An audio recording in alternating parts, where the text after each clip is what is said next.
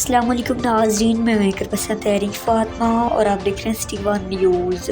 تھانہ رجانہ کے نوائی اڈہ ناگرہ پل پر واقع ہوٹل پر کام کرنے والے مینت کش اصغر کو نامعلوم افراد نے قتل کر دیا اور فرار ہو گیا۔ ٹوبہ کمالیہ روڈ پر واقع اڈہ ناگرہ پل پر واقع المدینہ ہوٹل پر کام کرنے والے مینت کش اصغر عرف ملنگی کو نامعلوم افراد نے فائر مار کر قتل کر دیا اور فرار ہو گئے۔ قتل کی اطلاع ملتے ہی D P O Toba Najib ur-Rahman, D S P Saddar سرکار اور investigation officer sub inspector Shabbir Ahmad, P R O A S I Mumtaz Ullah بھی موقع پر پہنچے، وقوع اور لاش کا معائنہ کیا اور علاقہ کے لوگوں سے قتل کے بارے میں دریافت کیا۔